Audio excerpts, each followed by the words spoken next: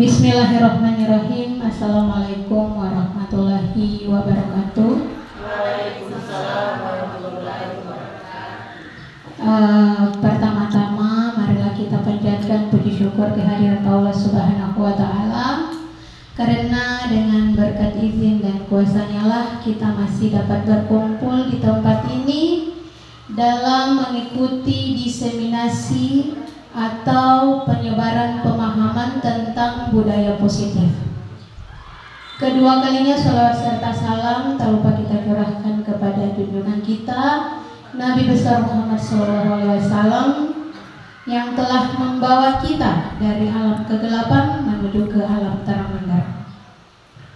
Yang terhormat Ibu Wakil Kepala Sekolah SMP Negeri 2 Tibawa, yang terhormat Bapak Ibu staf Dewan Guru SMP Negeri 2 Tibawa, yang terima kasih banyak sudah meluangkan waktunya untuk mengikuti kegiatan kami pada hari ini.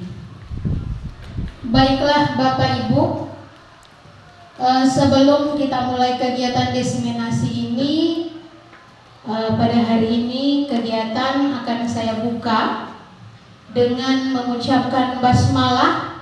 Bismillahirrahmanirrahim. Kegiatan diseminasi penyebaran pemahaman budaya positif di SMP Negeri 2 Tibawa dibuka dengan resmi. Dilanjutkan dengan sambutan yang akan disampaikan oleh Ibu Wakil Kepala SMP Negeri 2 Tibawa. Kepada Ibu, waktu dan tempat dipersilahkan. Bismillahirrahmanirrahim. Assalamualaikum warahmatullahi wabarakatuh. Puji syukur kita panjatkan kehadirat Allah Subhanahu wa taala yang masih memberikan kesehatan, keafiatan, keselamatan serta kesempatan bagi kita semua sehingga kita masih bisa mengikuti kegiatan yakni diseminasi budaya positif. Yang saya hormati Bapak Ibu Guru, sekali lagi saya ucapkan terima kasih kepada Bapak Ibu yang sudah ikhlas meluangkan waktu untuk mengikuti kegiatan ini. Pada kesempatan ini saya diminta untuk menyampaikan pengantar kegiatan dari teman kita di sekolah kita ini. Alhamdulillah ada 2 orang sebagai guru penggerak, dan ini merupakan satu fase yang harus mereka lewati. Fase ini berupa penyebaran penyebaran budaya positif. Bapak Ibu, 2 Ibu guru ini sebagai guru penggerak, mereka diberikan tugas untuk menyebarluaskan pemahaman budaya positif. Insya Allah dari kedua teman kita ini kita akan lebih memahami kira-kira yang bagaimana itu budaya positif. Ya, di sini mungkin kalau menurut saya budaya positif di sini ini diminta untuk kita pahami bersama dan kita akan budayakan. Kita akan membudayakan di sekolah kita. Dan selama ini menurut saya ini sudah kegiatan-kegiatan atau budaya-budaya positif sudah kita lakukan, tetapi kita belum dengan secara rutin atau secara membudaya. Jadi dari teman kita yang guru penggerak ini, insya Allah kita lebih memahami lagi kira-kira yang bagaimana itu diseminasi budaya positif. Saya kira ini dulu pengantar dari saya, dan untuk lebih memahami lebih mendalam, marilah kita sama-sama mendengarkan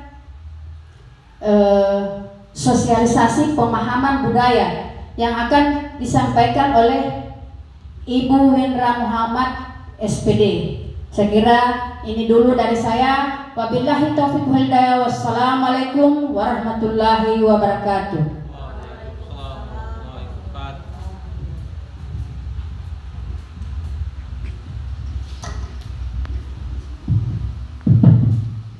Ya, terima kasih Ibu Wakil Kepala Sekolah yang telah memberikan sambutan. Semoga harapan-harapan yang Ibu sampaikan tadi dapat tersampaikan kepada teman-teman yang hadir pada hari ini.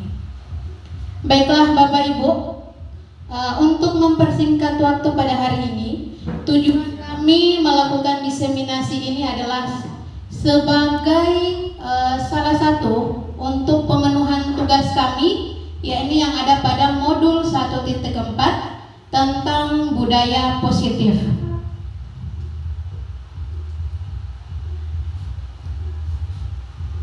Di konsep inti dari budaya positif ini Bapak Ibu ada 6. Di sini ada disiplin positif dan nilai-nilai kebajikan universal. Ada teori motivasi hukuman, penghargaan dan restitusi. Ketiga, keyakinan kelas. Ada kebutuhan dasar manusia dan dunia berkualitas. 5, posisi kontrol. Dan yang terakhir adalah segitiga restitusi. Nah, kami di sini akan panel. Kami akan membagi materi menjadi 2 bagian. Saya akan menjabarkan yang dari disiplin positif, teori motivasi sama keyakinan kelas. Kemudian rekan saya atau Ibu Salma, dia akan membahas tentang kebutuhan dasar manusia, 5 posisi kontrol sama segitiga restitusi. Bagaimana materinya nanti kita simak sebentar Bapak Ibu. Baiklah Bapak Ibu, sebelum kita masuk pada materi saya, kita ice breaking dulu. Bukan ice cream tapi ice breaking. Ice breaking saya mau Bapak Ibu menentukan satu benda yang ada pada diri Bapak Ibu. Misalnya saya jilbab, kemudian Pak Ismail pilih aqua. Ketika saya yang ditunjuk, berarti saya bilang jilbab aqua. Nah, kemudian Pak Ismail tunjuk siapa? Begitu. Boleh? Jadi yang pertama kita harus punya satu benda dulu, kemudian benda itu akan kita beritahukan kepada teman yang ada di tempat ini. Boleh? Silahkan berdiri dulu Bapak Ibu. Saling berhadapan kalau boleh. Boleh, tidak apa-apa, nanti saling menunjuk. Oiso di situ, Pak Oiso di sebelahnya Ibu Dewi. Oke, saling berhadapan. Sekarang saya mau tanya dulu, Pak Anton, benda apa yang Bapak tentukan? Apa saja Pak Guru? Sebut saja. HP, Pak Ismail. Uang, Ibu Neti. Tas, Pak Rolis. Kue, Ibu Dian. Kertas, Ibu Fitri. Jam tangan. Ingat Bapak Ibu. Ibu Melinda. Bros.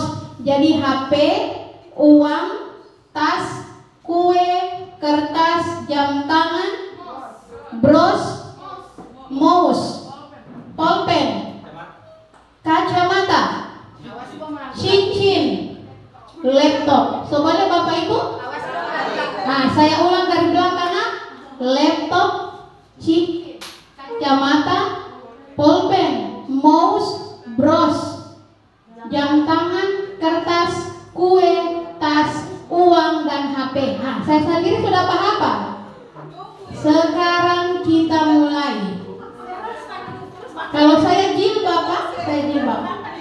Iya, dihafal. Jadi misalnya saya bilang jilbab, bros, langsung bros, uang. Langsung tembak Ibu. Kita lihat konsentrasi. Kita cek konsentrasi. Misalnya saya mulai jilbab.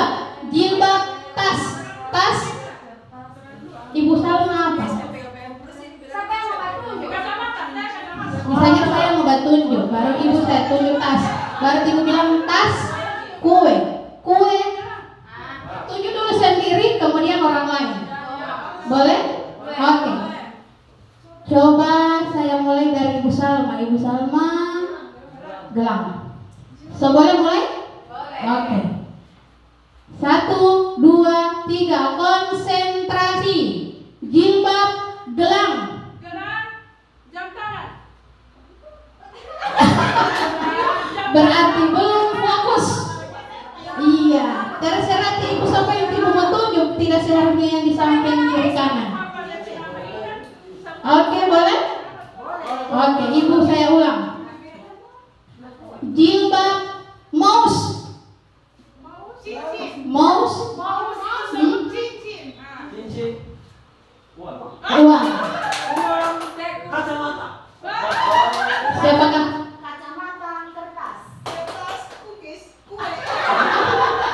Kue HP. HP pulpen. Bros. Tas.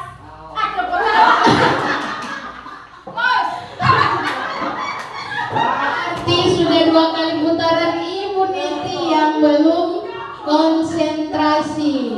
Mau ulang 1 kali lagi? Oke, konsentrasi.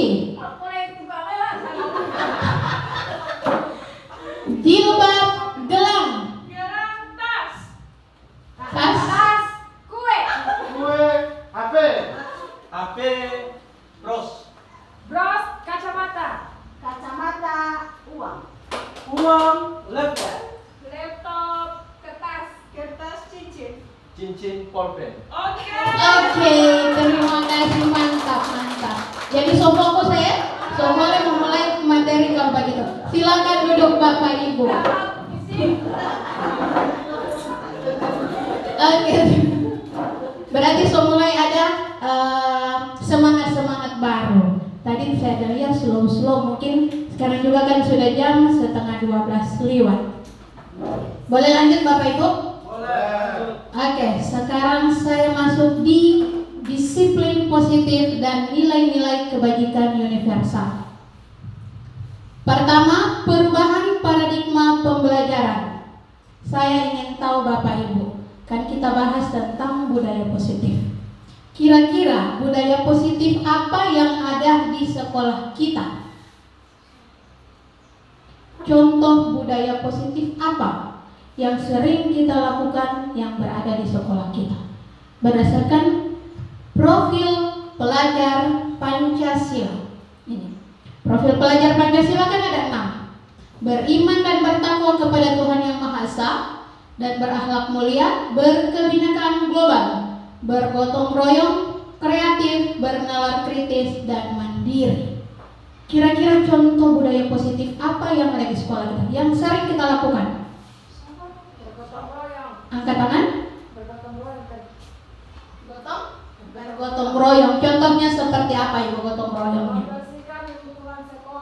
Membersihkan lingkungan sekolah. Selain itu, bergotong royong juga ini yang sering kita lakukan di sekolah, apalagi pada saat mendekati bulan suci Ramadan. Kita selalu membersihkan masjid-masjid yang berada di dekat sekolah. Itu contoh dari budaya positif yang ada di sekolah kita. Sekarang saya masuk di perubahan paradigma pembelajaran. Saya ingin tahu lagi Bapak Ibu, kira-kira pembelajaran kita sekarang di sekolah ini berpihak pada guru atau berpihak pada murid? Berpihak pada murid. Jadi alhamdulillah sekolah kita sudah membudayakan pembelajaran yang berpihak pada murid. Kalau pembelajaran yang berpihak pada murid itu sudah dirancang berdasarkan prinsip pembelajaran yang berdiferensiasi. Kita pembelajarannya berdasarkan kebutuhan murid. Ada 3 kan pembelajaran diferensiasi: audio visual, visual, kemudian kinestetik. Jadi alhamdulillah sekolah kita sudah menjalankan pembelajaran yang berdiferensiasi, yakni pembelajaran yang berpihak pada murid. Kalau dulu pembelajaran itu berpihak pada guru. apa yang disampaikan guru,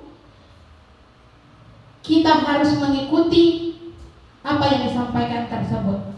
Kita tidak kalau dulu itu kita tidak memikirkan apa efek ke depannya. Yang guru tahu siswa itu harus menyelesaikan materi tersebut tanpa memikirkan pola pikir atau minat dari siswa tersebut. Jadi kalau pembelajaran dulu itu bertentangan dengan pembelajaran Ki Hajar Dewantara. Ki Hajar Dewantara kalau pembelajarannya itu dia mengatakan bahwa pembelajaran itu guru hanya menuntun, bukan menuntut. Hanya menuntun berdasarkan kodrat yang ada pada murid. Bukan menuntut, tapi menuntun.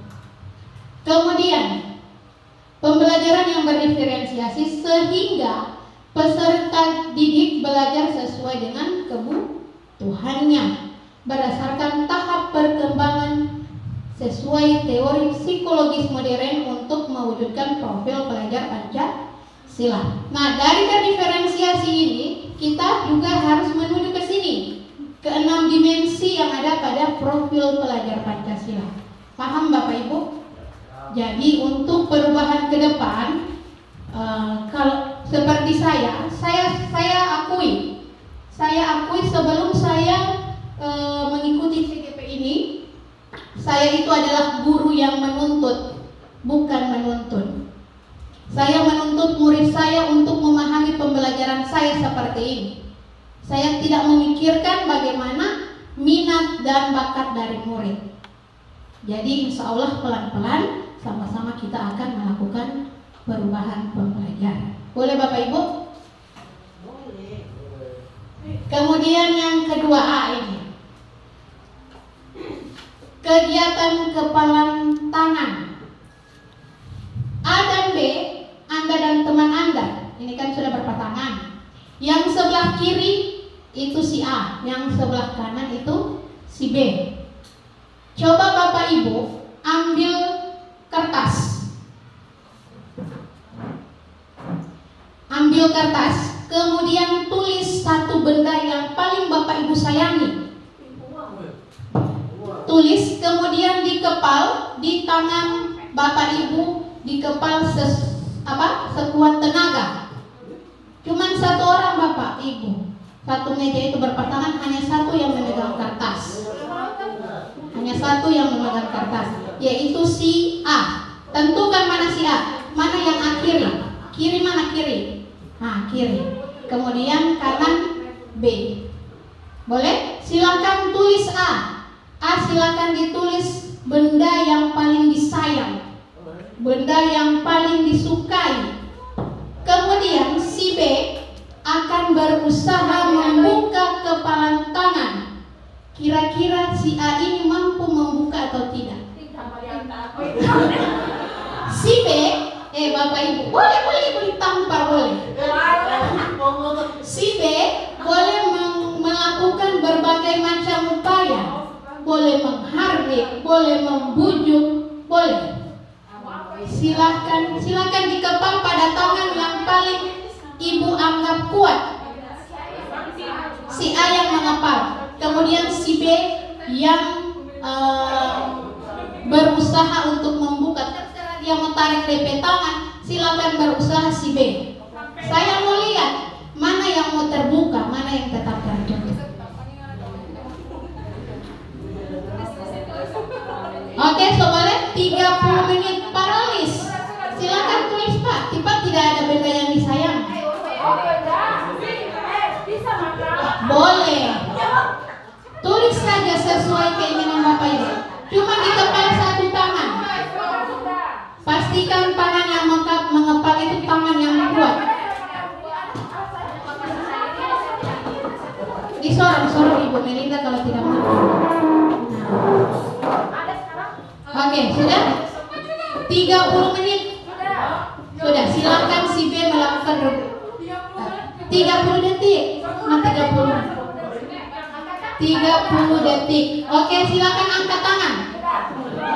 1, 2, 3. Silakan si B.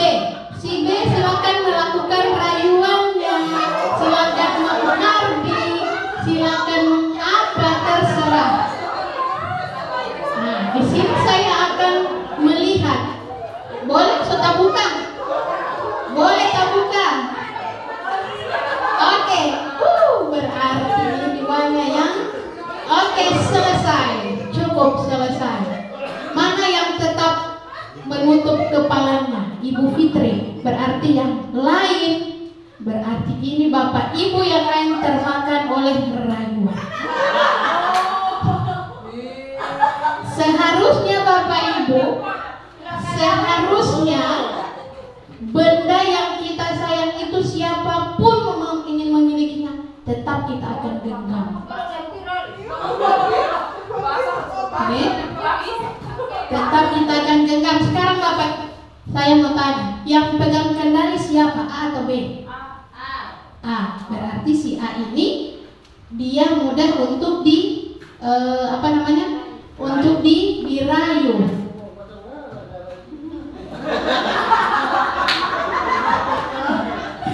Jadi yang bertahan adalah Ibu Fitri. Sekuat tenaga Ibu Fitri mempertahankan barang yang disukainya. Oke, kita berikan aplaus untuk Ibu Fitri. Dari kegiatan yang kita lakukan Bapak Ibu,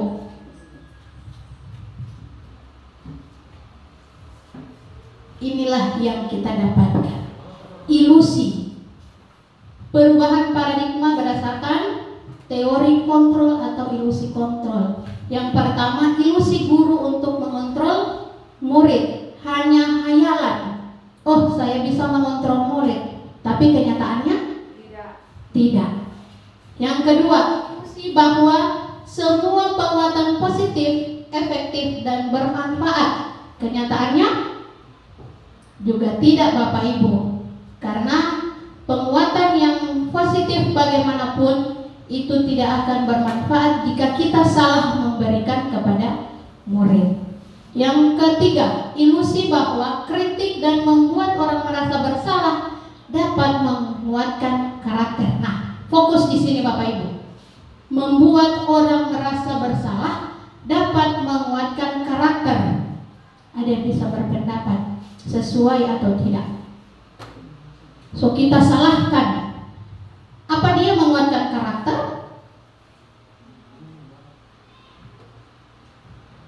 Ini siswa sudah kita salahkan. Apakah siswa itu akan bertahan dengan karakternya? Ya atau tidak Bapak Ibu? Tidak ya? Teh Oiso bilang, Tipa Oiso bilang tidak, karena itu kena sama dirinya. Oke, lanjut. Yang keempat, ilusi bahwa orang dewasa memiliki hak untuk memaksa. Itu hanya ilusi, tapi kenyataannya tidak seperti itu. Nah, di sini mengubah paradigma stimulus respon ke pendekatan teori kontrol. Nah, ada dua ini Bapak Ibu.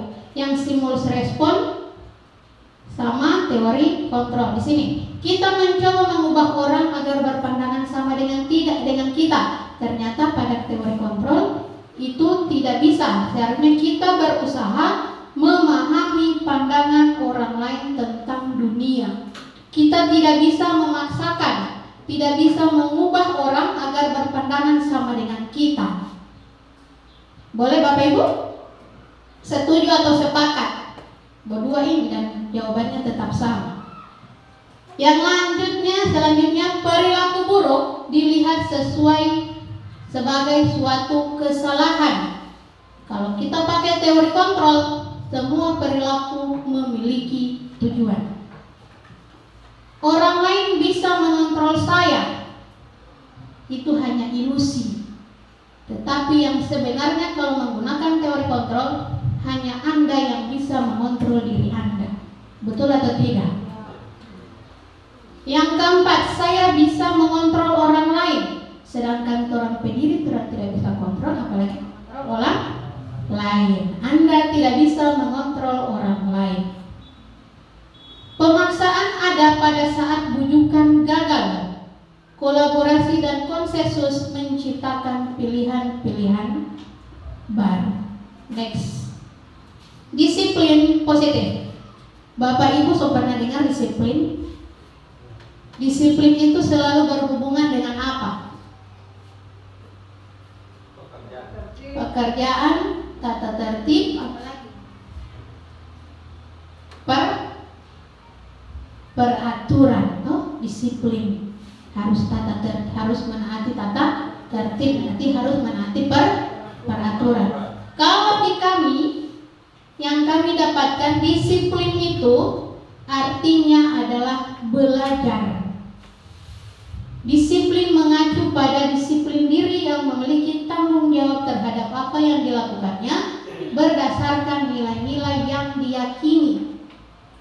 Disiplin ini harus berasal dari diri sendiri atau disiplin yang berasal dari diri atau memotivasi intrinsik berasal dari diri sendiri. Kita tidak boleh melakukan disiplin itu karena ada dorongan dari orang lain atau ekstrinsik. Harus disiplin. Disiplin merupakan salah satu cara penerapan disiplin yang bertujuan untuk menumbuhkan kesadaran serta memberdayakan murid tanpa imbalan. Oke Bapak Ibu, selanjutnya yakni disiplin merupakan salah satu cara penerapan disiplin yang bertujuan untuk menumbuhkan kesadaran serta memberdayakan murid tanpa imbalan atau penghargaan. Nah, di sini murid kita buat memiliki kesadaran dari dalam diri. Motivasinya itu meskipun tidak diberikan imbalan, dia tetap akan melaksanakan disiplin positif tersebut. Jadi tujuan kita sebagai pendidik adalah kita menciptakan murid yang memiliki disiplin diri, sehingga mereka memiliki motivasi intrinsik dalam perubahan perilaku ke arah yang lebih baik. Jadi kita sebagai guru, kita harus dapat membuat murid itu memiliki kesadaran dari dalam diri mereka. Meskipun seperti tadi tanpa ada imbalan atau penghargaan, murid akan tetap melaksanakan apa yang mereka inginkan dari dalam diri mereka. Lanjut, nilai-nilai kebajikan. Nilai-nilai kebajikan ini Bapak Ibu adalah nilai-nilainya itu yang selalu yang bernilai positif, bagus semua di sini. Ini nilai-nilai kebajikan. Nilai kebajikan adalah sifat-sifat positif manusia yang merupakan tujuan mulia yang ingin dicapai setiap individu. Setiap perilaku atau perbuatan memiliki suatu tujuan. Itu menurut Bapak Dr. William. Dengan mengaitkan nilai-nilai kebajikan yang diyakini seseorang, maka motivasi intrinsiknya, jadi ulang-ulang saya sampaikan, motivasi intrinsik dari dalam diri murid tersebut akan terbangun sehingga menggerakkan motivasi dari dalam untuk mencapai tujuan mulia yang diinginkan. Nah, yang di sini ini hanya sebagian kecil dari nilai-nilai kebajikan. Yang pertama, cinta Tuhan dan segenap ciptaannya. Kedua, kemandirian dan tanggung jawab. Ketiga, kejujuran. Empat, amanah. Lima, hormat dan santun. Enam, dermawan, suka menolong dan gotong royong. Tujuh, percaya diri, kreatif dan pekerja keras. 8. Memiliki kepemimpinan dan adil. 9. Baik dan rendah hati. Ini hanya sebagian kecil dari nilai-nilai kebajikan. Masih banyak lagi Bapak Ibu. Nah, nilai-nilai kebajikan ini dia harus dimiliki oleh setiap orang dan didasari dari motivasi intrinsik tersebut dari dalam diri.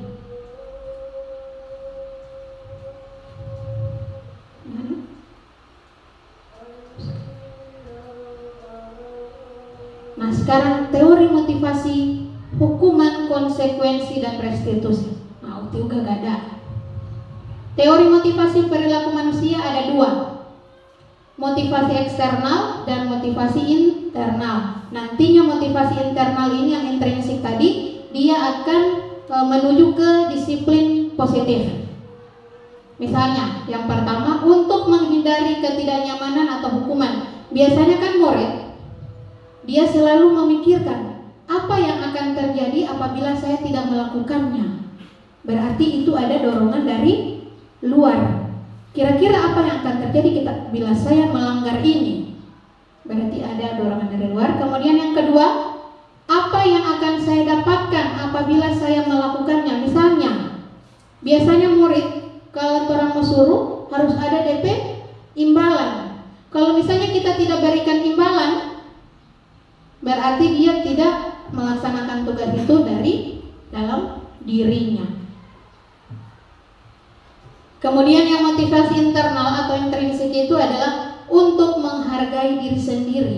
Saya akan menjadi orang yang seperti apa apabila saya melakukannya. Berarti dia memikirkan dirinya.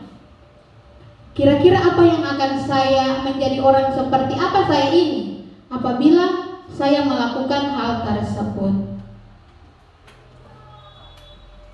Nah, dari motivasi internal ini yang menuju ke disiplin positif, kita itu diharapkan dapat merdeka, atau murid itu diharapkan bisa merdeka dalam pembelajaran. Kalau menurut Pak Ki Hajar Dewantoro, merdeka itu artinya tidak hanya terlepas dari perintah, tetapi juga cakap buat memerintah diri sendiri. Jadi otomatis tidak hanya kita memerintah, tetapi juga harus sadar dengan diri sendiri. Lanjut. Nah, ini perbedaan antara hukuman, konsekuensi, dan restitusi.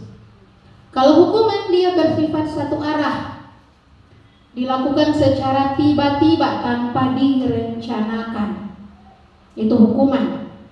Kalau konsekuensi dia terencana dan sudah disepakati peraturannya. Murid dibuat tidak nyaman, sikap guru selalu memonitor murid. Itu konsekuensi. Kalau restitusi, proses menciptakan kondisi bagi murid untuk memperbaiki kesalahan. Dari kita ada hukum, sebaiknya kita masuk di konsekuensi. Dan nantinya di restitusi itu akan menciptakan kondisi bagi murid untuk memperbaiki dari kesalahan yang ia lakukan. Kira-kira Bapak Ibu kita berada di posisi yang mana? Penghukum? Atau kita mengambil konsekuensi? Atau restitusi? Nanti silakan Bapak Ibu telaah, kita lihat perbedaan hukuman dan konsekuensi. Nah, ini hukuman. Anak membenci kedisiplinan. Kalau konsekuensi adalah anak menghargai disiplin. Yang ini Bapak Ibu. Kemudian mendorong anak untuk menyakiti diri sendiri. Mendorong anak agar mudah menyesuaikan diri. Anak belajar untuk menyembunyikan kesalahan. Kalau di konsekuensi, anak belajar untuk mematuhi peraturan. Sekarang lihat yang ini Bapak Ibu. Kira-kira nomor 1 ini masuk hukuman atau konsekuensi.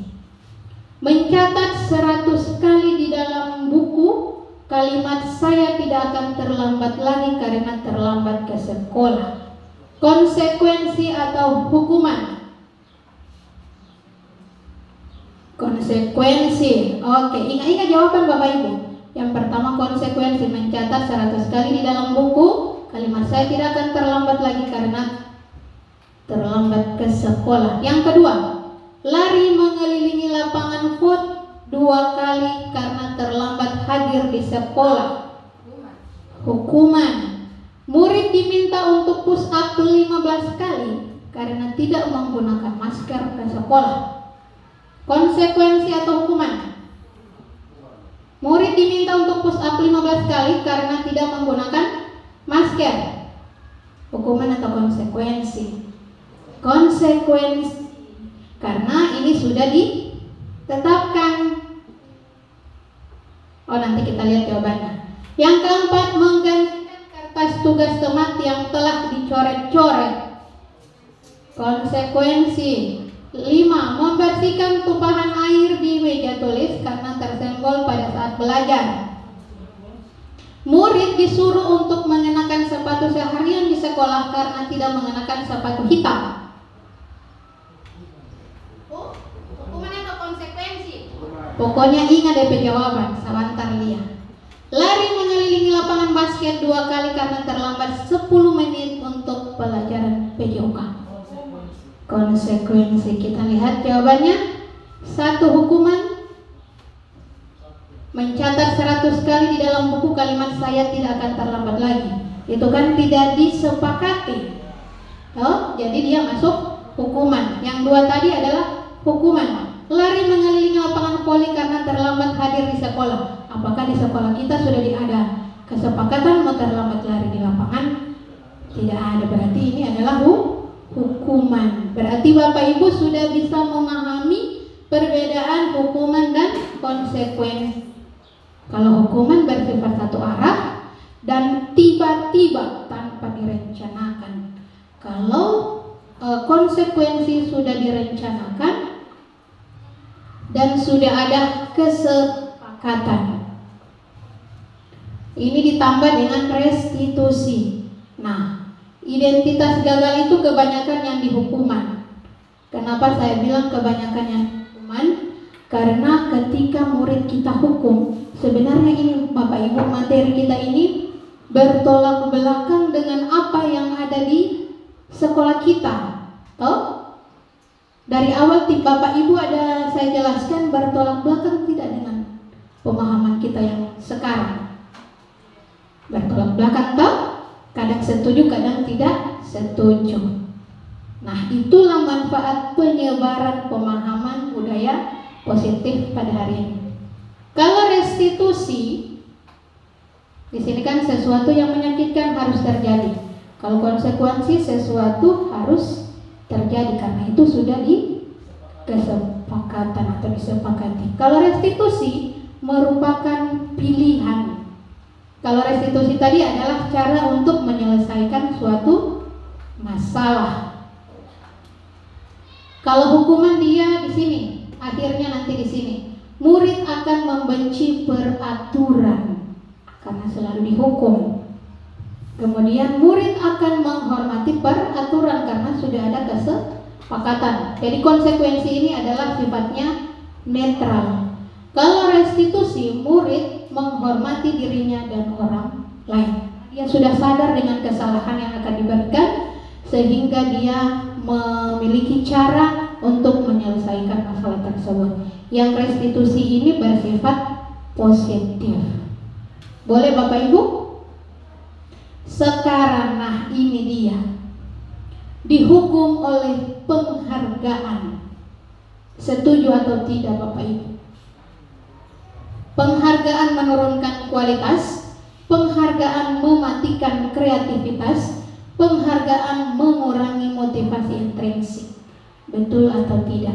Kalau saya pengalaman kemarin, kalau tidak salah 1 tahun yang lalu, pas rapat penetapan nilai, Ibu Kepsek bilang kalau boleh tidak usah pakai perankingan di rapot. Saya satu orang yang tidak setuju. Karena apa? Saya berpikiran bahwa dengan ada penghargaan, murid akan meningkatkan motivasi belajarnya. Ternyata saya kurang tepat dengan pilihan tersebut Bapak Ibu setelah mengikuti atau memahami materi ini. Kenapa dikatakan penghargaan dapat menurunkan kualitas? Misalnya seperti ini. Misalnya kita memberikan penghargaan atau memberikan ranking kepada orang yang pandai. Otomatis orang yang rankingnya di bawah, dia merasa senang atau minder. Pasti dia akan minder. Nah, kenapa di situ menurunkan kualitas? Apalagi kalau misalnya yang sering mendapat juara 1 kemudian semester selanjutnya dia tidak mendapatkan peringkat, menurunkan motivasinya atau tidak? Menurunkan motivasinya. Apalagi Bapak Ibu, siapa lagi yang punya contoh lain? Misalnya siswa di dalam kelas kita berikan penghargaan, ya bagus. Sebenarnya itu kan bagus toh. Nah, orang lain yang tidak memiliki pendapat atau tidak berpartisipasi di dalam kelas, mereka akan berkecil hati. Jadi Bapak Ibu ini kadang saya setuju, kadang tidak setuju. Karena itu, kalau menurut saya penghargaan itu meningkatkan motivasi. Tetapi setelah melakukan pembelajaran, kami juga waktu diskusi online itu berdebat di situ. Bahkan dengan fasilitas, dengan instruktur juga ada perbedaan pendapat. Tetapi ini berdasarkan teori dari Bapak pendidik pertama, yaitu Bapak Ki Hajar Dewantara. Kita next saja di sini. Keyakinan kelas. Nah, di sini keyakinan kelas, Bapak Ibu selama ini melakukan keyakinan kelas atau peraturan kelas itu pada saat apa? Sebelum pembelajaran. Sebelum pembelajaran. Nah, di sini untuk keyakinan kelas, mengapa tidak peraturan saja? Mengapa harus keyakinan? Kalau keyakinan kelas ini tadi, ini berhubungan dengan nilai-nilai kebajikan yang tadi. Mengapa kita memiliki peraturan harus menggunakan helm bila mengendarai kendaraan roda 2? Kira-kira apa nilai yang harus kita dapatkan dari menggunakan helm? Untuk apa itu helm kita gunakan? Pelindung kepala, atau secara keyakinannya itu atau nilai kebajikannya itu untuk keselamatan. Kalau yang kedua, mengapa kita memiliki peraturan 3M pada corona kemarin? Untuk apa itu 3M? Melindungi diri sendiri. Kalau kita umumkan atau kita simpulkan secara umum, untuk menjaga kesehatan. Mengapa kita memiliki peraturan harus datang tepat waktu pada saat mengikuti pelatihan? Agar apa? Agar disiplin tepat waktu. Jadi Bapak Ibu, untuk mendukung motivasi intrinsik kembali ke nilai-nilai keyakinan, lebih menggerakkan seseorang dibandingkan mengikuti serangkaian peraturan. Kembali ke pertanyaan awal, mengapa tidak peraturan saja? Mengapa harus keyakinan?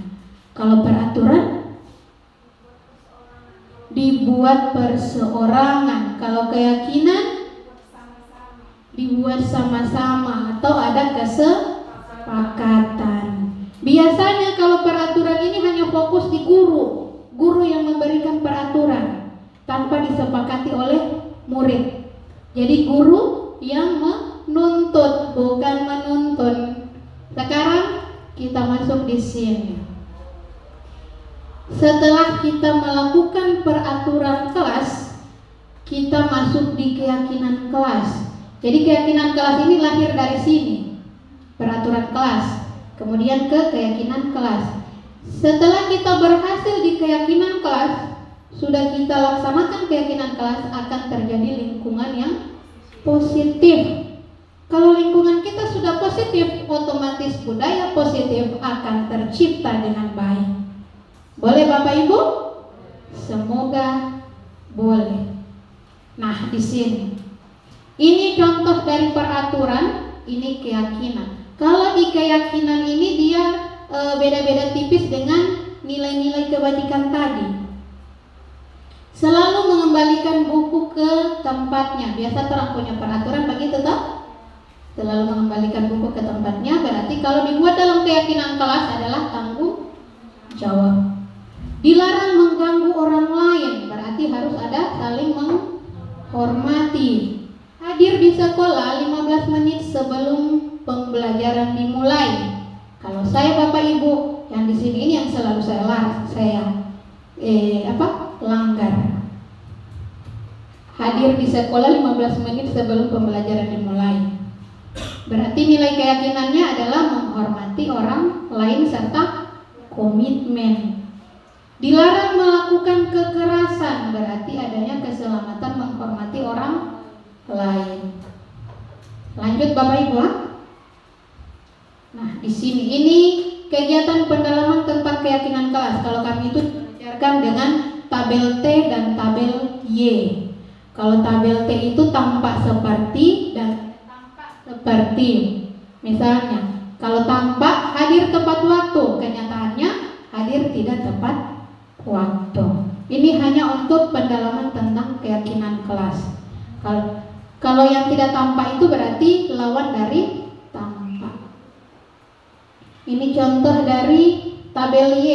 Kalau tabel Y ada 3, terdengar, terlihat, dan berperilaku. Dibedakan dengan apa yang kita lihat, apa yang kita dengar, dan apa perilaku yang kita lihat. Hampir sama yang itu yang sebelah.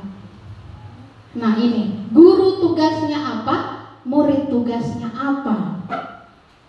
Kalau guru tugasnya mengajar, otomatis murid tugasnya belajar. Ini yang dibelajarkan kepada kami di budaya positif. Sekarang kita masuk di keyakinan kelas. Langkah-langkah dalam melakukan keyakinan kelas. Yang pertama itu berdiskusi, memunculkan peraturan-peraturan yang perlu ditaati warga kelas. Ini Bapak Ibu. Yang pertama saya melakukan diskusi atau melakukan penguatan kepada siswa tentang keyakinan kelas tersebut. Kemudian saya membagikan sticky note, kertas yang berwarna untuk dituliskan peraturan yang diinginkan oleh murid di dalam kelas tersebut. Ini mereka menuliskannya, kemudian ditempelkan pada kertas karton. Ini siswa menempelkan hasil tulisan mereka. Kemudian mengubah peraturan-peraturan menjadi kalimat yang positif. Nah, biasanya kalau di keyakinan kelas itu masih ada kalimat negatif, misalnya tidak datang terlambat. Itu masih kalimat negatif, masih ada DP tidak. Kita rubah dalam bentuk positif, dia akan menjadi tepat waktu datang ke kelas. Boleh Bapak Ibu? Selanjutnya, nah di sini saya menempel hasil ini kami ubah menjadi kalimat yang positif dengan saya meminta bantuan murid mengelompokkan makna dari tulisan mereka yang sama. Ini sudah dikelompokkan menjadi 5. Ada 5 bagian kelompok kalimat positif. Setelah kita mengelompokkan, kita akan menyaring peraturan menjadi nilai-nilai kebijakan dan nilai-nilai kebajikan atau keyakinan kelas berdasarkan gambar perilaku mereka. Ini yang tadi 5 kami susun berdasarkan keyakinan kelas yang ada. Kalau yang pertama ini dia di sini keterangan mereka itu aktif dalam pembelajaran yang di sini. Kemudian yang di sini menghormati guru yang masuk di dalam kelas. Saling menghargai pendapat. Jadi di sini saya pakai saling menghargai. Kalau yang ini mereka menggunakan makan dan minum pada saat jam istirahat. Karena di sini mereka membuat tidak boleh makan dan minum di dalam kelas. Jadi kami rubah makan dan minum pada jam istirahat. Kemudian yang keempat, menghormati guru yang masuk ke dalam kelas dengan memberikan salam. Itu kalimat dari mereka. Jadi kami rubah saling menghormati. Dan yang terakhir adalah menjaga kebersihan. Kalau yang di sini mereka punya itu adalah membersihkan kelas sesuai piket pada hari itu. Jadi kami buat menjaga kebersihan. Jadi yang nilai-nilai kebajikan ini keyakinan kelas ini dia lebih bersifat umum, tidak hanya satu.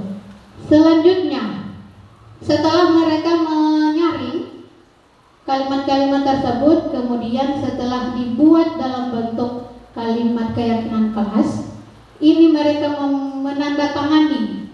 Seharusnya Bapak Ibu untuk keyakinan kelas itu dibubuhkan tanda tangan murid. Supaya apa? Supaya mereka meyakini apa yang sudah mereka tuangkan bisa mereka laksanakan dengan baik. Karena di situ sudah ada tanda tangan dan nama mereka. Ini di sini. Kalau Bapak Ibu ingin membuat keyakinan kelas dalam di kelas silahkan dibuat secantik mungkin, cuman ini dadakan, jadi saya buat seperti ini. Seharusnya ini ditempel di dalam kelas berdasarkan peraturan atau keyakinan yang sudah dibuat. Oke Bapak Ibu.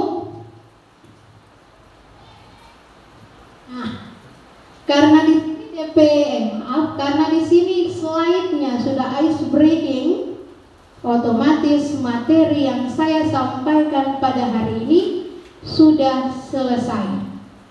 3 materi. Kira-kira ada pertanyaan atau tidak? Bapak Kulu ada? Tidak ada. Pak Ismail, todo walau Pak.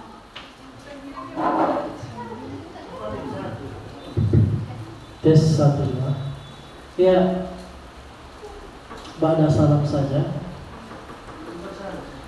Ya, pemaparan tadi materi dari Ibu Windra luar biasa. Saya sangat menerima dan mengupdate informasi terbaru, luar biasa sekali. Jadi insya Allah bisa jadi guru gerak.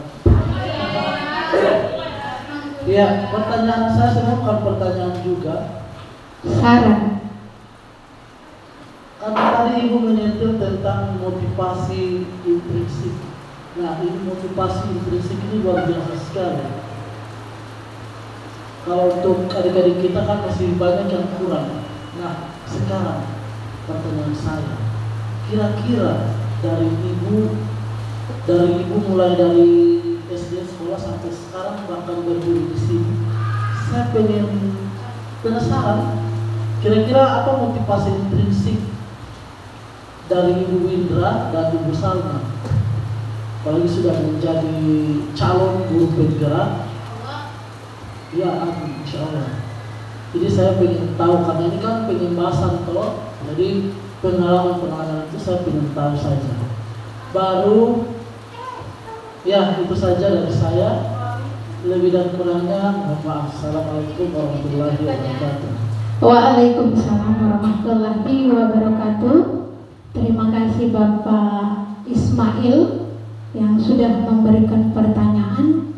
Kira-kira motivasi intrinsik apa yang ada pada diri saya dari saya SD sampai sekarang?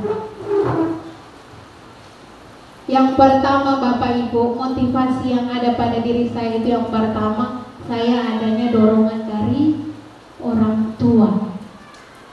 Karena saya berasal dari keluarga yang dibilang kurang mampu. Nah, itu dorongan yang pertama. Sebenarnya itu dorongan eksternal. Kemudian pada saat saya sekolah di SMK itu saya punya satu motivator saya, yaitu guru matematika saya, Ibu Rahmawati Yusuf. Sebenarnya beliau itu adalah guru fisika. Saya waktu SMK itu saya pertanian, SMK pertanian. Guru matematika saya itu guru dari fisika, Ibu Rahmawati. Cara mengajarnya, cara menyampaikannya, dan cara mengayominya mengayomi pada murid itu saya suka sekali. Sehingga itu yang menjadi motivasi saya jika saya ke depan saya ingin menjadi guru matematika. Padahal saya Bapak Ibu adalah SMK pertanian. Mungkin banyak yang tidak tahu, saya SMK pertanian. Pas kuliah saya lolos matematika. Saya tidak ambil pertanian, saya ambil matematika. Karena itu motivasi saya itu dari Ibu Rahmawati Yusuf tersebut. Kemudian ketika saya setelah lulus, alhamdulillah saya lulus selama alhamdulillah 4 tahun. Di sini saya ingin mengimbaskan kepada murid-murid saya, walaupun pengimbasan yang saya dapatkan ketika saya SMK karena ada motivasi tersebut belum terlaksana dengan baik. Insya Allah ke depan saya akan tetap merefleksi dari materi yang sudah saya dapatkan dengan kenyataan yang saya lakukan di lapangan. Insya Allah saya akan refleksi sehingga dapat menimbulkan motivasi intrinsik kepada murid-murid. Demikian Bapak Ibu. Bagaimana Pak Ismail? Ya, terima kasih. Karena berakhirnya pertanyaan pada hari ini, materi saya juga sudah selesai, dilanjutkan dengan materi dari Ibu Salma Molo. Assalamualaikum warahmatullahi wabarakatuh. Waalaikumsalam warahmatullahi wabarakatuh.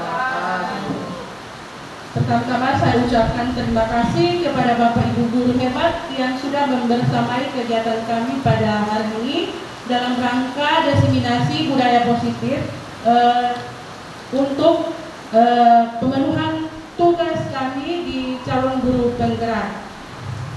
Untuk itu sebelum saya beranjak ke materi yang akan saya bawakan, saya mereview kembali dulu apa yang disampaikan oleh Ibu Windra tadi tentang disiplin positif.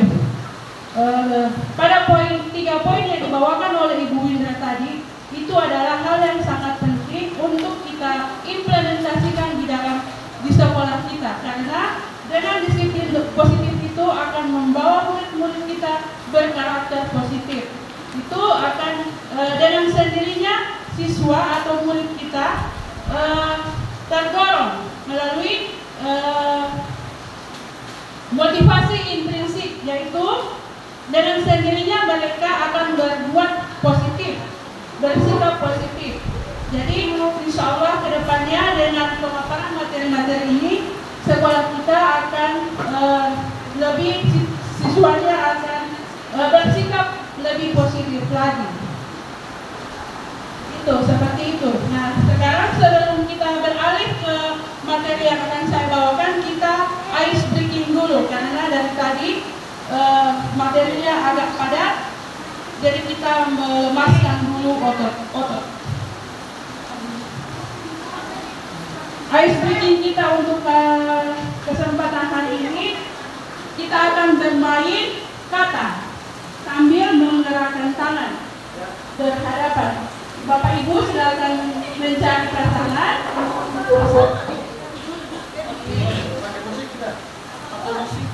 Tidak. Nanti dia akan rame sendiri karena kita posisikan tangan kanan hitam, hijau, hitam, hijau. Nanti kalau saya bilang hitam berarti tangan yang hitam itu yang memukul tangan teman. Jadi teman menghindar, ya, menghindar. Jangan sampai tangan teman yang sebelah itu bisa memukul tangan kita seperti itu. Paham Bapak Ibu? Boleh mau coba dulu? Oke. Semua posisi tangan seperti ini. Jadi tipe rolis mau pukul tipe is, tapi Pak Is menghindar. Kalau saya bilang hitam, jadi tipe yang hitam itu yang menghindar. Oke? Paham? Paham? Hitam. Hitam, hijau. Berarti tangan berhindar. Hitam, jadi nanti berpukul pada berhindar. Oke? Hijau menghindar, tangan hijau. Ini hijau, ini hitam, ini hijau. Oke, boleh Bapak Ibu coba?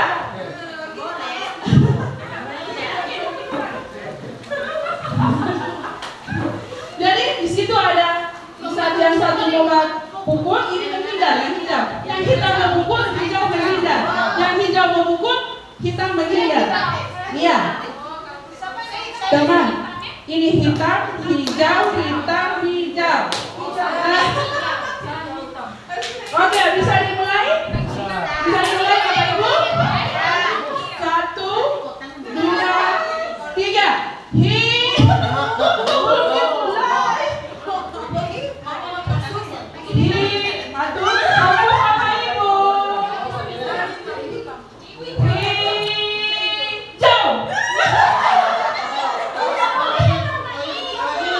Hijau berarti tangan hijau yang memukul tangan hitam.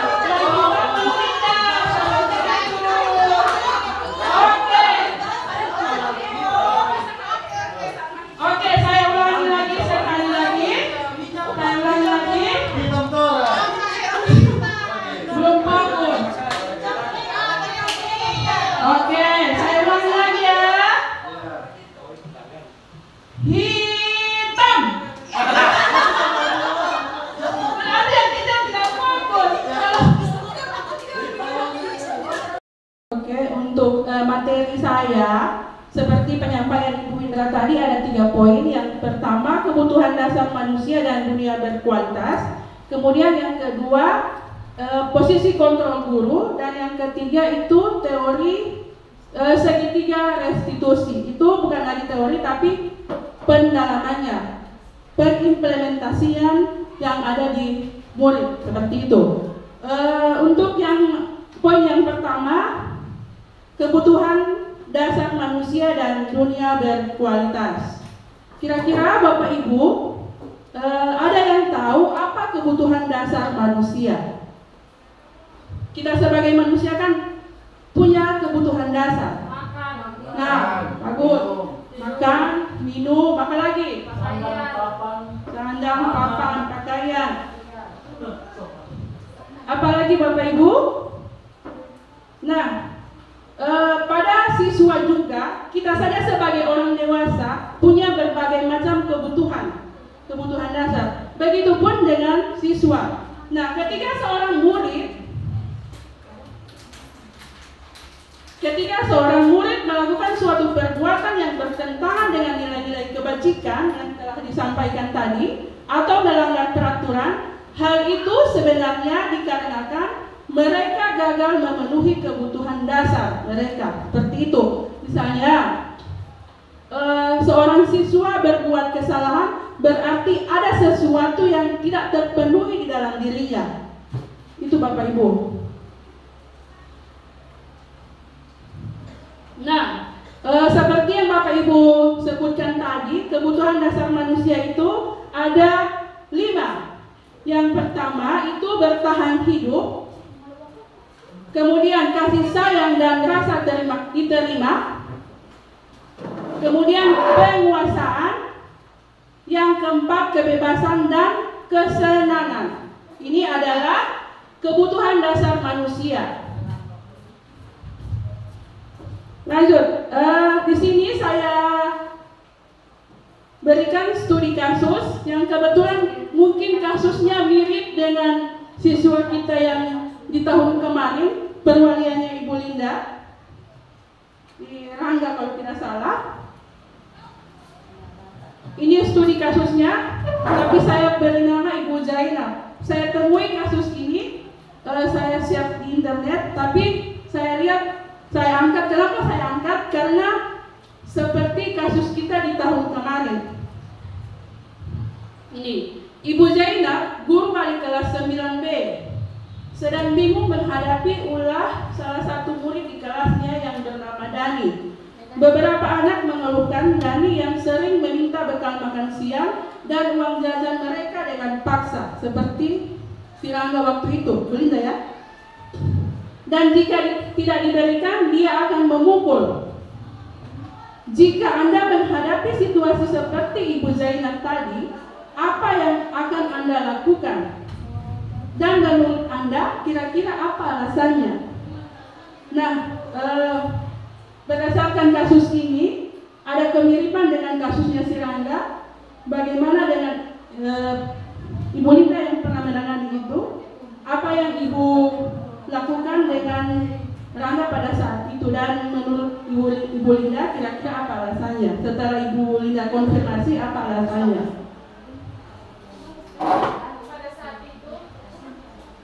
itu Rangga saya serahkan ke guru BK dan kepala sekolah, dan dari kesepakatan guru BK dan kepala sekolah diberikan skorsing selama 1 minggu. Oke, itu yang kita lakukan kemarin, di tahun kemarin.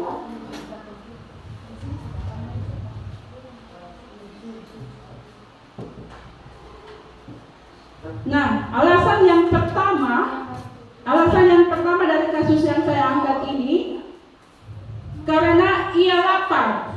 Mengapa dia sampai merampas bekal makanan temannya dan meminta uang jajan dengan paksa? Itu karena dia lapar. Orang tuanya tidak memberikan uang jajan dan bekal ke sekolah. Maka kebutuhan dasar yang sedang berusaha dipenuhi oleh Dani adalah kebutuhan bertahan hidup. Daripada dia songol lapar, mendingan dia dengan paksa meminta dari teman-temannya. Kemudian yang kedua, alasan Dani yang kedua, karena dia merasa senang, temannya jadi memperhatikan dia. Jadi dengan dia meminta dengan paksa, temannya itu menjadi perhatian sama dia. Ketika temannya melaporkan tindakannya itu kepada guru, dan gurunya memberitahu ke orang tuanya, sehingga orang tuanya jadi memperhatikan dia, kemungkinan anak ini kurang perhatian di rumah. Maka kebutuhan dasar yang sedang dipenuhi Dani adalah kebutuhan kasih sayang dan rasa diterima. Nah, Bapak Ibu, jika kita menemui anak yang seperti itu, kita telusuri dulu apa penyebabnya. Kemudian yang ketiga, alasannya karena temannya jadi takut dengan dia dan menuruti keinginannya. Mamut buhen, seperti kata bahasa kita.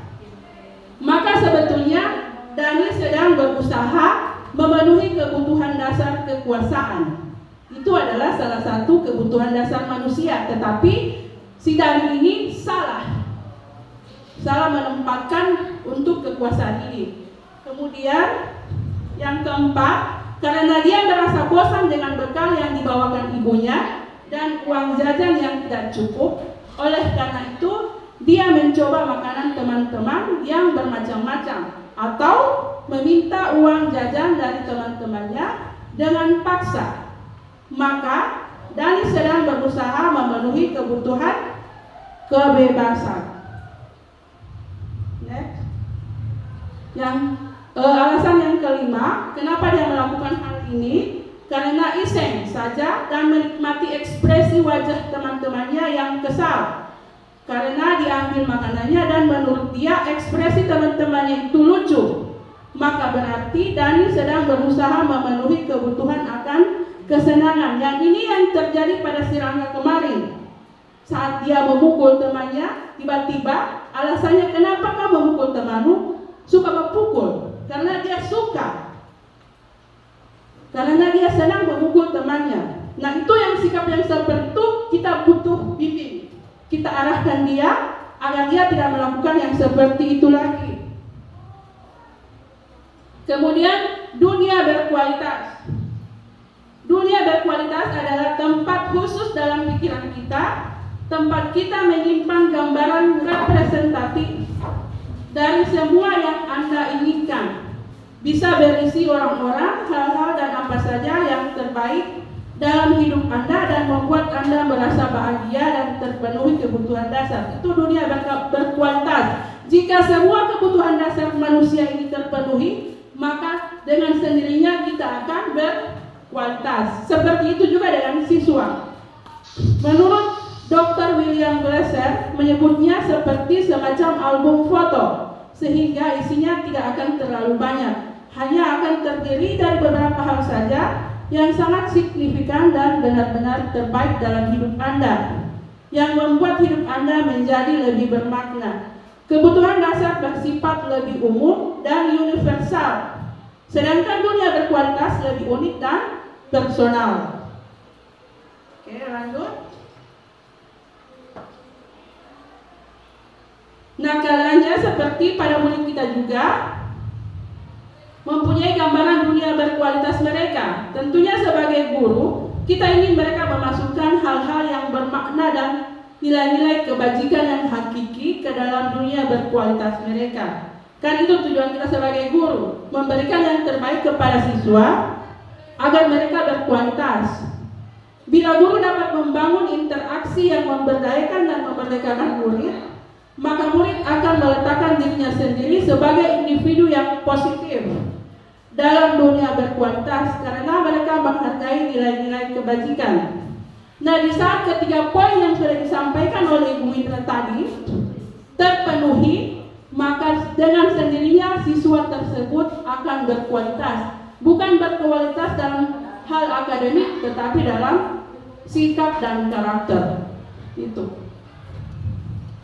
Nah, ini langsung ke posisi kontrol restitusi. Ini sepertinya adalah kosakata yang baru kita dengar.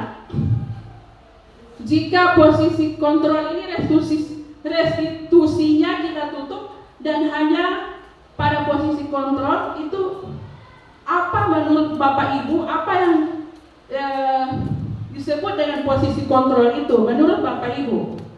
Seperti apa posisi kontrol tersebut? Ada yang bisa Bapak Pais?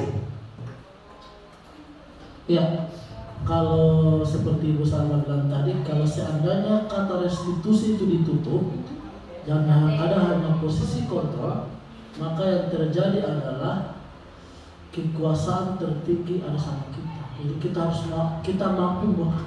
akan mengontrol mereka yang ada untuk mengikuti kemauan kita. Oke, bagus. Terima kasih Pak Is. Tepuk tangan dulu untuk Pak Is. Ya, kita lihat apa itu posisi kontrol restitusi. Nah, posisi kontrol restitusi itu ada meliputi 5 bagian seperti yang sudah dijelaskan oleh Ibu Windra tadi. Itu guru sebagai penghukum, kemudian guru sebagai pembuat merasa bersalah, dan yang ketiga guru sebagai teman, 4 guru sebagai pemantau, dan 5 guru sebagai manajer. Nah, kita ulas dari yang pertama, guru sebagai penghukum. Kita sebagai guru di sini bertindak sebagai penghukum, seperti yang dijelaskan oleh Ibu Windra tadi. Kita menghukum baik secara verbal, secara fisik, maupun dengan penghargaan. Penghargaan juga itu termasuk hukuman, karena dengan melalui penghargaan tersebut kita menekan kepada anak, atau anak merasa tertekan. Misalnya dia selalu mendapat ranking 1, dia merasa tertekan, kedepannya kita juga harus seperti itu. Jadi dia merasa tertekan.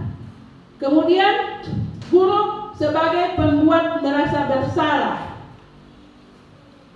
Guru sebagai pembuat merasa bersalah, kita memberikan hukuman kepada siswa seperti ini. Coba kau itu selalu saja tidak kamu mengecewakan ibu. Nah, itu yang guru sebagai pembuat merasa bersalah. Kemudian guru sebagai teman. Nah, di posisi guru sebagai teman, sepertinya, atau bukan sepertinya lagi, tetapi siswa merasa selalu bergantung kepada guru, tidak mandiri. Di guru sebagai teman ini juga ada sisi negatifnya, bukan hanya sebagai positif, tapi negatifnya.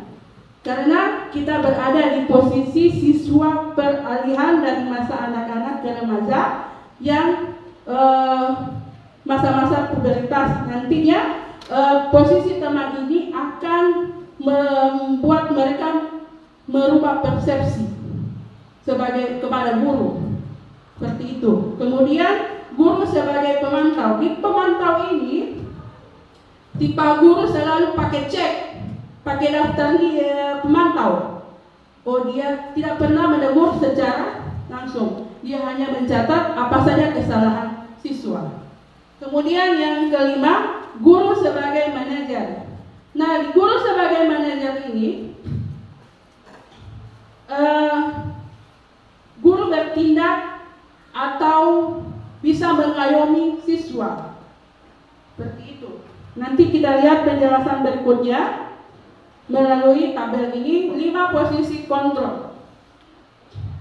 Nah, ini penghukum, pembuat rasa bersalah, teman, pemantau, dan manajer. Nah, di kondisi identitas gagal, kontrol dari luar, ini menghindari hukuman. 2 posisi ini muaranya atau mengacu kepada menghindari hukuman. Setelah kita membuat hukuman ini, penghukum ini, siswa akan merasa seakan-akan membelajarkan mereka berbohong, seperti itu.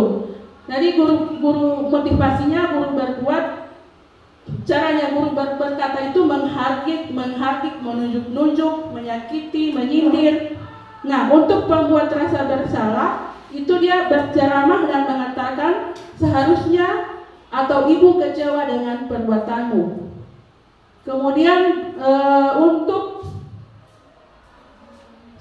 biasanya kita selalu berkata kalau kamu tidak melakukannya awas ya, nanti nggak naras. Seperti itu, saya juga sering seperti itu. Nah setelah saya belajar lebih dalam di guru penggerak, maka dengan kata seperti itu seharusnya ditiadakan. Nanti hasilnya siswa jadi memberontak, menyalahkan orang lain dan berbohong.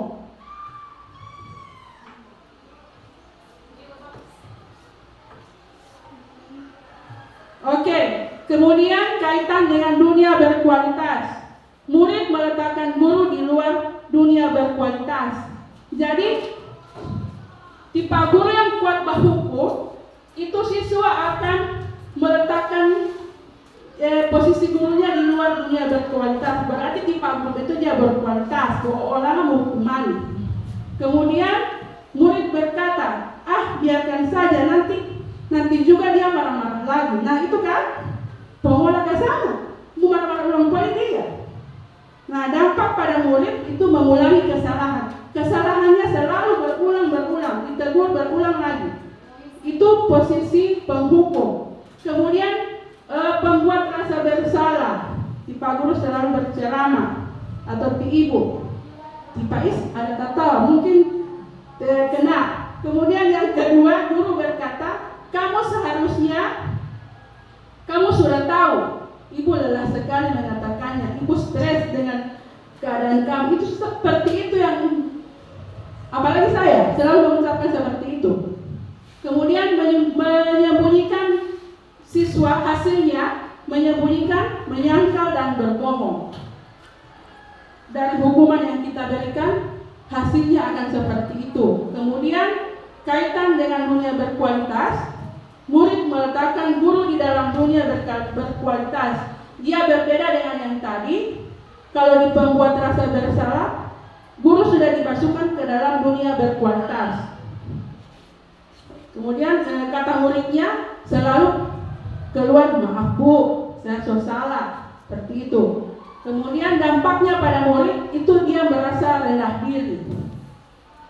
Dia merasa rendah diri dengan posisinya yang selalu kita buat salah. Berikut teman. Nah untuk teman ini, dia identitasnya berhasil dan sukses, tetapi dia berasal dari kontrol dari eksternal atau motivasi dari luar, mengharapkan imbalan atau ketergantungan pada orang lain. Nah kita lihat untuk teman, membuat alasan-alasan untuk muridnya. Kemudian kata-katanya itu, ayo lakukan demi ibu. Masa kamu tidak mau? Ingat tidak, ibu pernah bantu kamu. Artinya dalam bahasa kita mau polong buango, ya. Dan hasilnya itu ketergantungan. Murid jadi bergantung kepada keberadaan guru, tidak mandiri. Berikut kaitan dengan dunia berkualitas. Murid meletakkan guru sebagai orang yang sangat penting di dunia berkualitas karena dia bergantung sama guru. Makanya gurunya diposisikan pada posisi penting di dunia berkualitas. Kemudian murid berkata, saya pikir atau bapak atau ibu teman saya ternyata begitu. Nah ini kata-kata yang selalu keluar ketika murid kita posisikan sebagai teman. Kemudian dampak pada murid lemah, tidak mandiri dan tergantung pada guru. Itu hasilnya. Berikut pada pemantau. Guru menghitung dan mengukur. Di sini artinya guru selalu menghitung-hitung dan mengukur kesalahan siswa.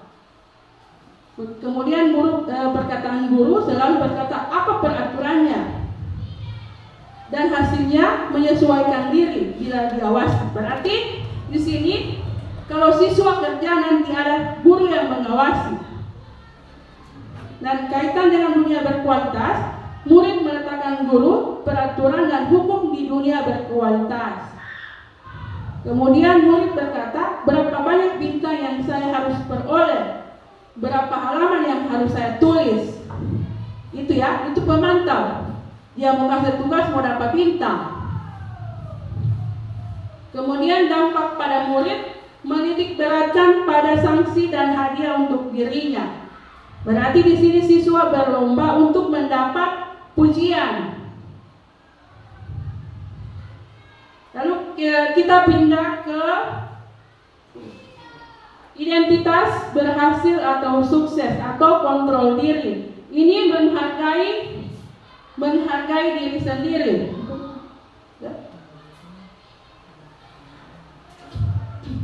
Menghargai diri sendiri. Ini posisi sebagai manajer ya yang tadi. Kemudian posisi motivasi gurunya itu mengajukan pertanyaan-pertanyaan. Kalau siswa melakukan kesalahan, gurunya memberikan pertanyaan. Nah, pertanyaan yang diberikan itu apa yang kita yakini. Kemudian apa yang bisa kau kerjakan untuk memperbaiki masalah ini. Misalnya ada siswa yang sering terlambat. Seperti kemarin saya sempat mencoba dengan posisi manajer ini kepada siswa yang sering terlambat. Akhirnya dia berlaku juga. Dia akan meyakini, dia akan merubah sikapnya. Tapi bukan saya yang mendorong, itu berasal dari dirinya sendiri. Dia sendiri yang ucapkan. Kemudian hasilnya menguatkan pribadi. Kemudian kaitan dengan dunia berkualitas, murid meletakkan dirinya sebagai individu yang positif dalam dunia berkualitas. Artinya dia tidak bergantung sama siapa-siapa. Murid berkata, bagaimana caranya bisa memperbaiki keadaan. Jadi dia mencari sendiri solusi untuk masalahnya. Kemudian dampak pada murid, mengevaluasi diri, bagaimana cara memperbaiki dirinya ke depannya. Seperti itu. Boleh Bapak Ibu? Next. Nah, ini posisi kontrol restitusi.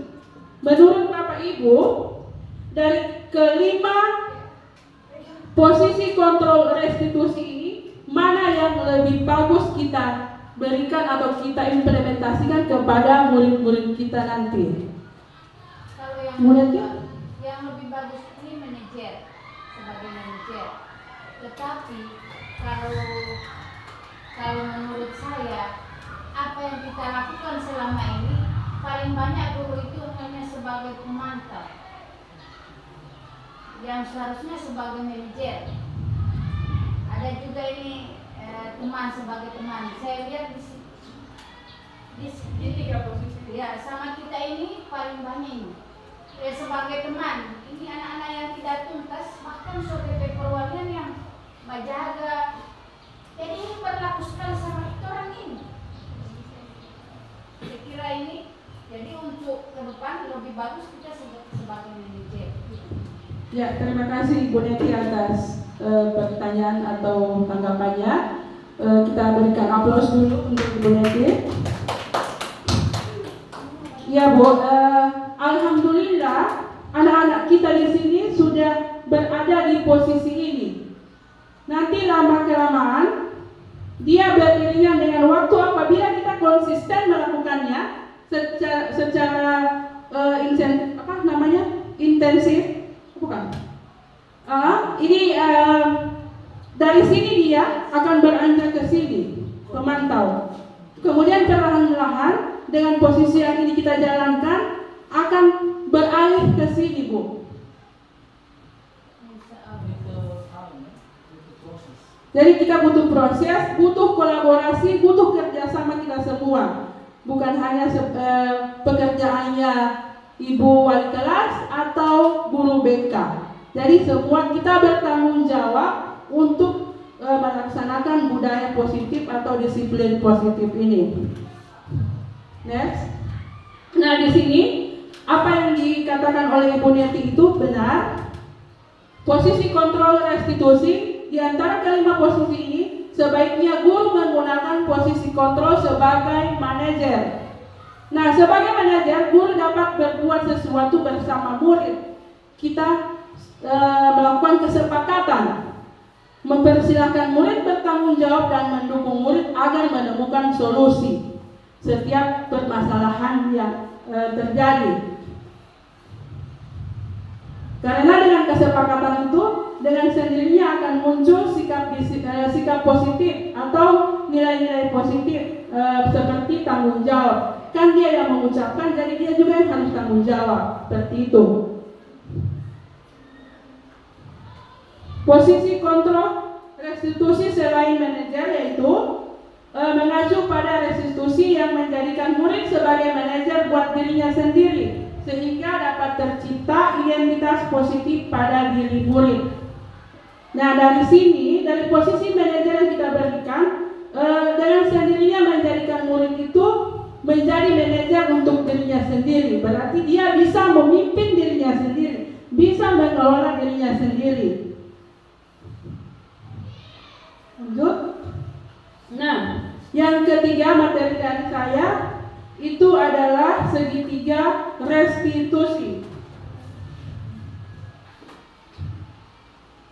Nah, dari segitiga restitusi ini, kayaknya juga ini adalah kosakata yang baru yang kita baru dengar. Nah, ini bagus sekali untuk penyelesaian masalahnya, masalah siswa, apalagi dengan siswa yang banyak bermasalah di BK, Bu Fitri.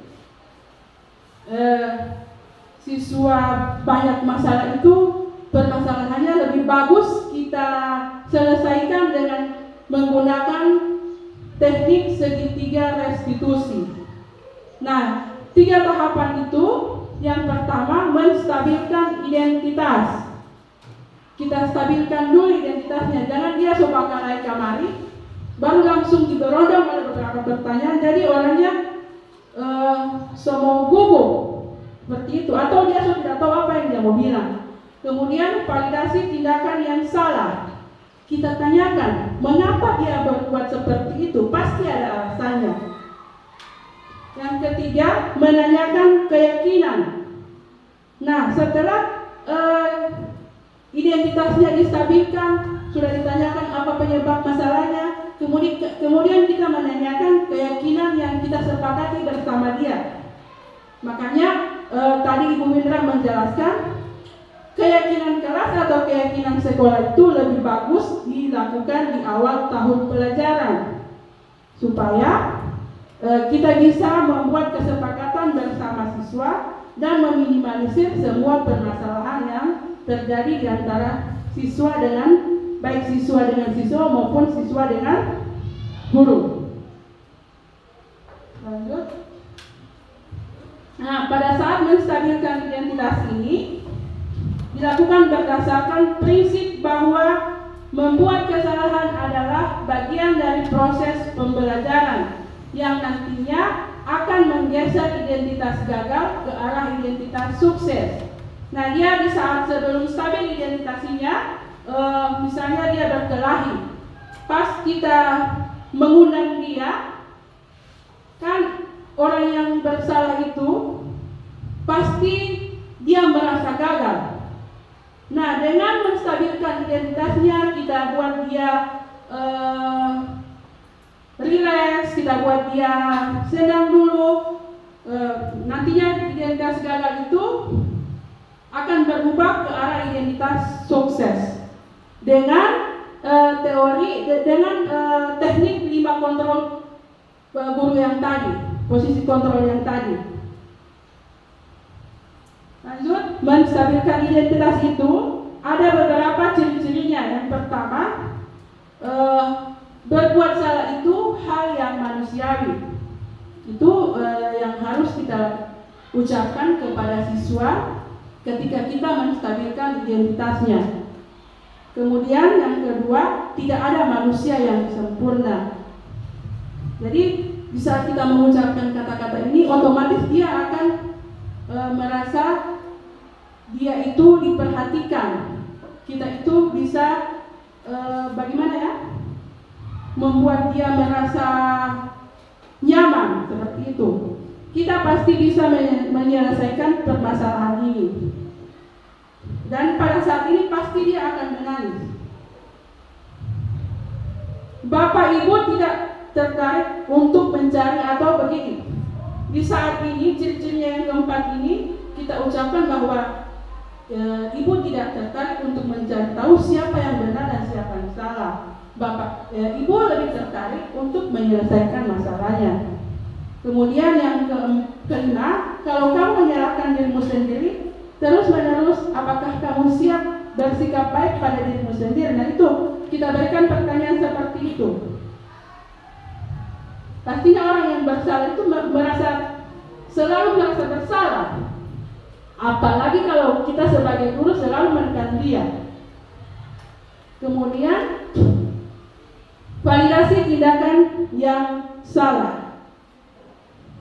Saya ambil foto ini itu pada tugas kami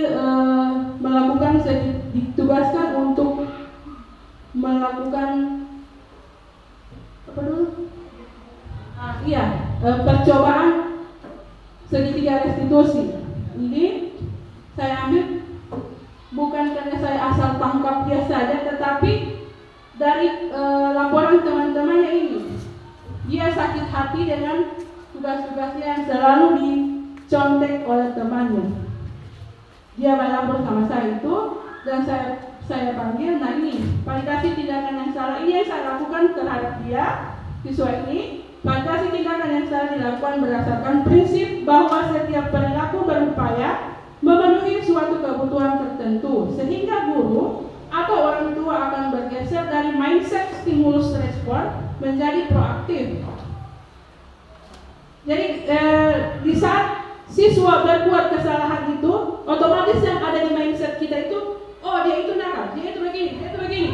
Nah di saat kita memvalidasi tindakannya ini, kita tanyakan apa penyebabnya, maka dengan sendirinya mindset kita itu menjadi proaktif dengan alasan yang diungkapkan, serta akan mengenali dan mengakui kebutuhan murid atau anak.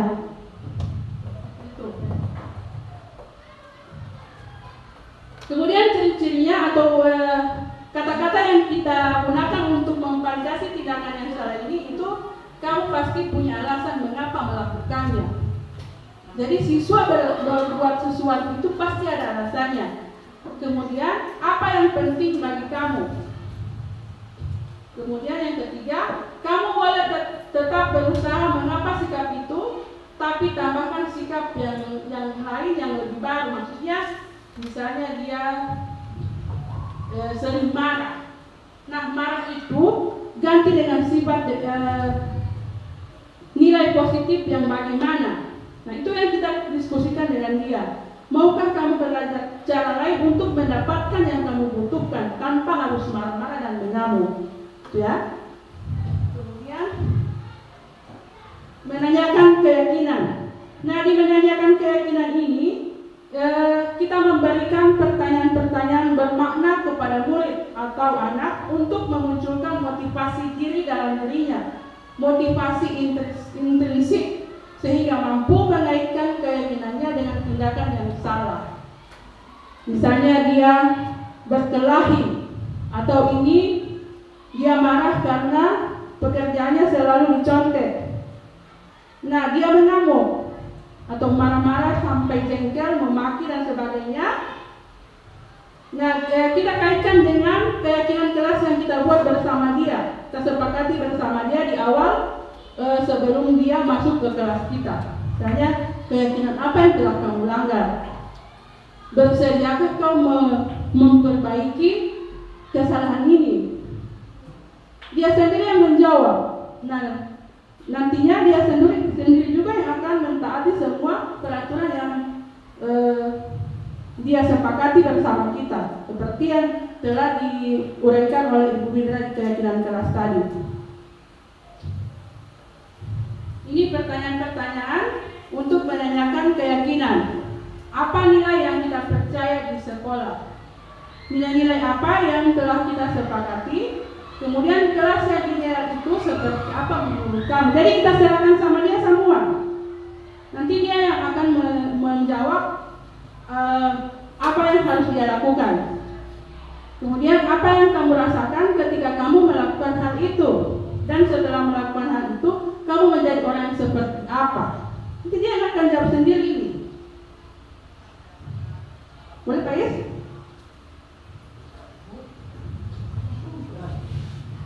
Nah, dari keenam materi yang kami bawakan tadi, dari disiplin positif, motivasi perilaku manusia, keyakinan kelas atau sekolah, kebutuhan dasar manusia, posisi kontrol restitusi dan segitiga restitusi, itu adalah yang wajib dimiliki oleh seorang guru. Seorang guru yang baik itu harus memiliki 6 item atau 6 poin penting dalam budaya positif. Kemampuan dalam mewujudkan budaya positif di sekolah. Budaya positif tersebut dapat dijalankan dengan menerapkan konsep-konsep seperti ini, seperti yang dijelaskan tadi. Untuk budaya positif, sekolah yang insya Allah untuk kedepannya, semua kita yang ada di SMP Negeri 2 Tibawar ini bisa menerapkan 6 poin yang diharapkan oleh budaya positif. Karena dengan budaya positif ini akan menciptakan siswa atau murid yang berkarakter dan berpengetahuan dan berkarakter. Itu dalam artian cerdas, mandiri dan berkarakter seperti yang diharapkan oleh profil pelajar Pancasila.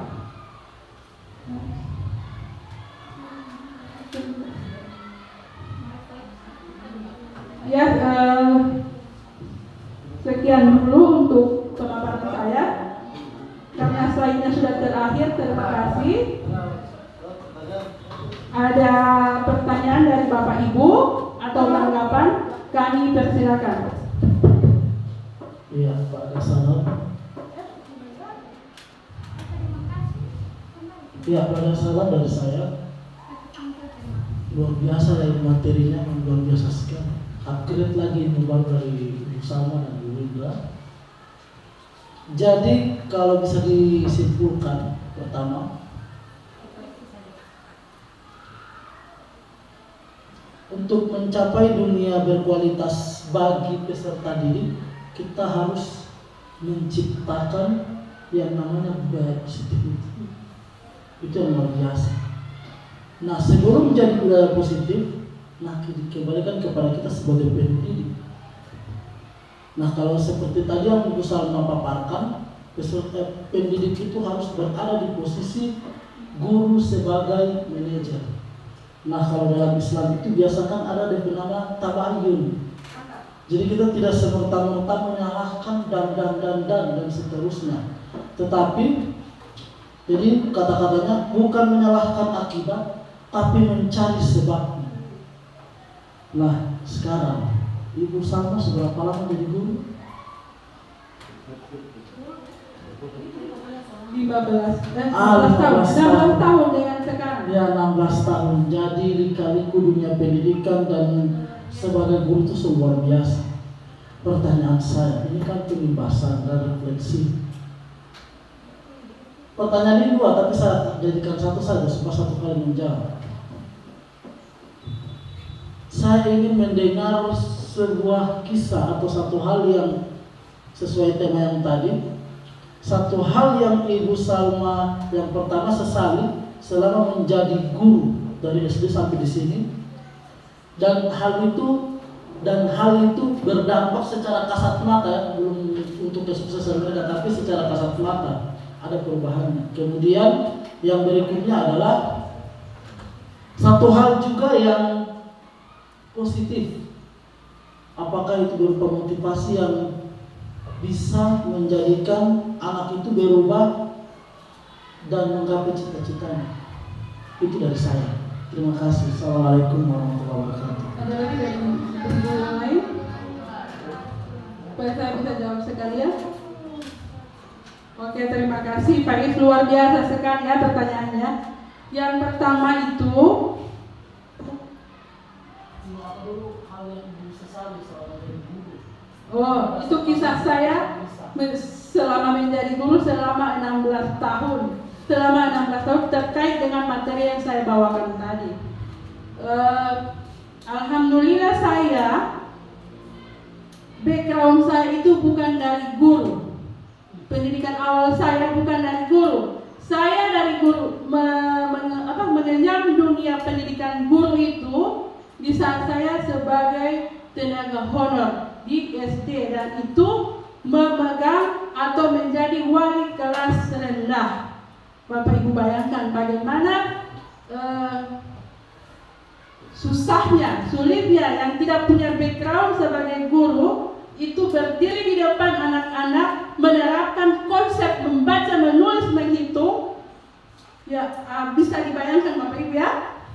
Nah, dari situ saya belajar di waktu tahun 2007 kalau tidak salah ada program PAKEM. Saya diikutkan oleh kepala sekolah. Alhamdulillah juga Ibu kepala sekolahnya sangat responsif dengan keadaan saya, tetapi juga dia merasa jempol, belajar, karena dunia ini semakin hari semakin canggih. Nah, saya ikut program MGMPBE, itu UNICEF, kerjasama UNICEF dengan Dignas itu sampai modul 5. Dari situ saya belajar bagaimana menjadi seorang guru. Tapi di saat itu saya pelan-pelan. Nah, biasanya waktu saya SD itu saya selalu merasa takut dengan guru karena selalu ditekan harus selesai ini, harus selesai ini. Nah, di saat saya berada di posisi itu, nah saya merasa bingung. So, bagaimana? Sementara kalau kita tekan ini anak-anak, sampai saya ada orang tua yang komplain, sama kalau mengajar jangan besar-besar suaranya, anak-anak jadi takut. Tapi jadi polemik lagi di situ. Ada anak yang nanti suara besar baru bisa Bapak dengar, ada anak yang biasa-biasa saja, ada anak nanti suara yang lemah lembut. Itu seperti itu Pak Is, saya punya kisah.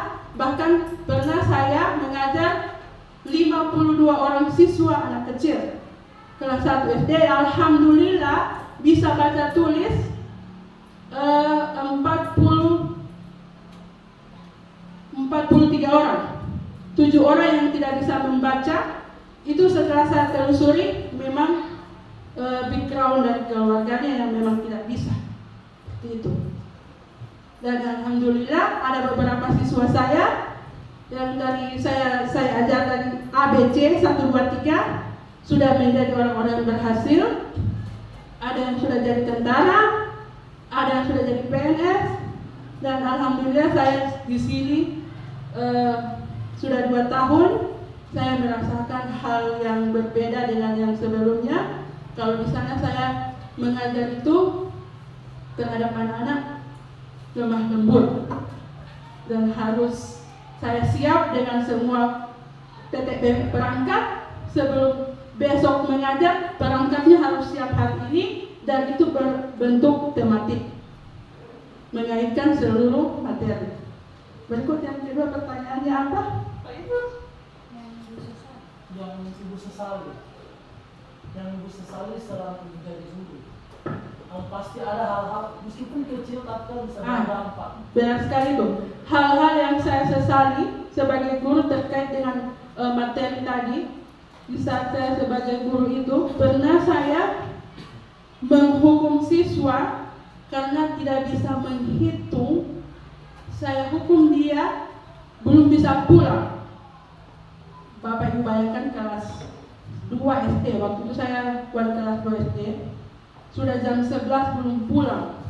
Karena saya komitmen ini anak harus, sampai saya cubit dia punya tangan.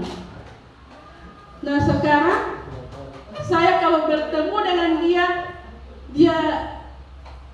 coba bagaimana minder. Sepertinya dia benci saya atau bagaimana saya tidak tahu. Tapi saya terus dekati dia. Bahkan tadi ada anak yang memang berat sekali waktu saya masih mengajar kelas 2. Tadi saya sebelum ke sekolah itu sempat singgah di Alfamart yang depan BSG. Di saat itu saya disapa, ibu-ibu sini. Ternyata itu mantan siswa saya kelas 2 SD yang memang susah sekali buka otaknya.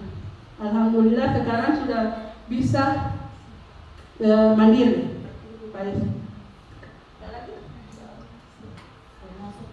Kalau bercerita soal kisah banyak. Insya Allah di sini juga ada beberapa siswa saya. Insya Allah saya tunggu di 10 atau 15 tahun ke depan menjadi orang-orang yang sukses seperti anak-anak saya yang dulu saya tinggalkan, yang saya ajarkan di sekolah dasar kemarin. Amin.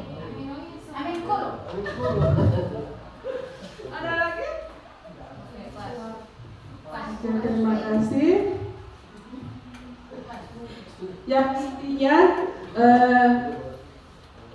sekolah kita bisa menanamkan atau mengimplementasikan budaya positif itu harus ada kolaborasi, kerjasama antara kita semua.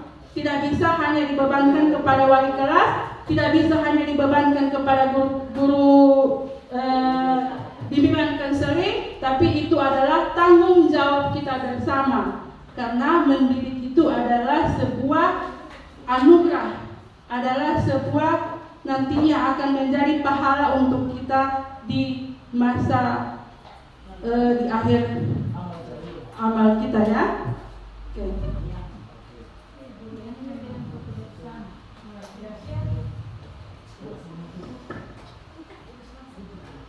Oke, terima kasih.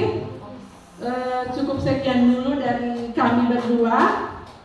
Terima kasih Bapak Ibu sudah memberikan motivasi atensinya untuk kami. Insya Allah apa yang kami sampaikan di diseminasi ini bisa menjadi berkah dan bermanfaat bagi Bapak Ibu untuk menerapkan budaya positif di sekolah kita. Sekian, wabillahi taufiq wal hidayah. Wassalamualaikum warahmatullahi wabarakatuh. Waalaikumsalam.